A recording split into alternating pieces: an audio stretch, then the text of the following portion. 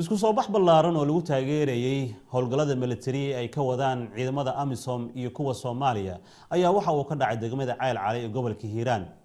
warkan ayaa waxa magaaladaasi inooga soo diray wariyaheena Maxamed Qadar Cabdulle.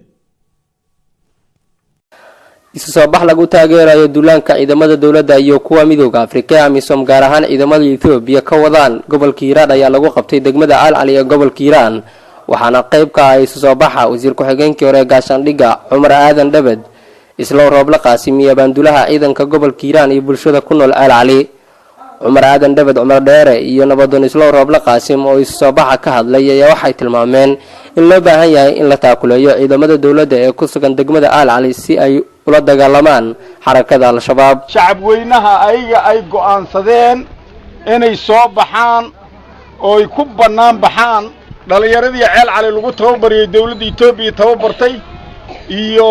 dawladdii ciidankii Itoobiya howlgalkii ay ku guuleysteen walaalayaal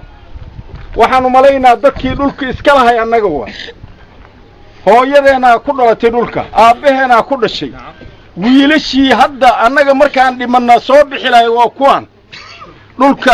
annaga iska leh gabdhaha iska leh ragga iska leh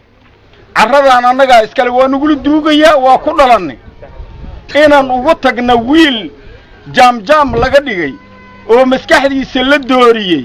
oo walaalkiis aan garanaynin oo waalidkiis aan garanaynin oo wax la qarxiyo iyo wax la dilo bis ah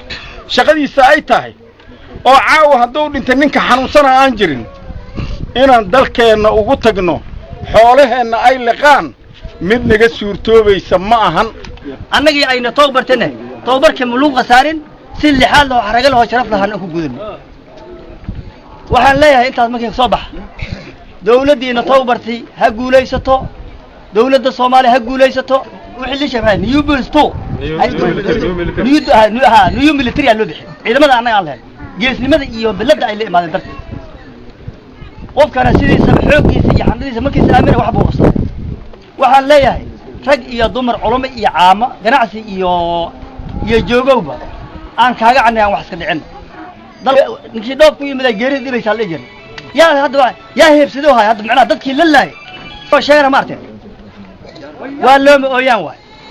waxaan leeyahay bandulaha ciidamada gobolka Hiiraan Maxamed Cumar ayaa ugu dambeyn sheegay in ka ciidan ahaan ay wax ka qaban doonaan dhibaatooyinka haysta ciidamada dawladda ee gobolka si ay u noqdaan kuwo tayo leh. sababta ugu baaqay waxay tahay dagaanadiina inay difaacataan gaar ahaan waxaan u baaqayaa dagaanadiina idinka iskale idinka difaacan karo idinka muxuu ahaa cawda kasto oo soo gala ka hortigi karo waa in diyaar garowda ragga kan ee ku tala galay in dagaanadiina idinka farmaruujiyo on idinka xaniyo badneen on idinka karti badneen inaad ka hortagtaan idinka raba inaad ugu hortagtaan si geesinimo ah bil kuma gaaro dadnimo idima dheero waxay wadaan diin ma aha waa quraafaad waxay wadaan marka raggaas waxa laga rabaa in jilbku aastaan dhalinyaradana looga baahan yahay wax garadka in arrintaas dadka gaarsiiyaan u diyaar garoobo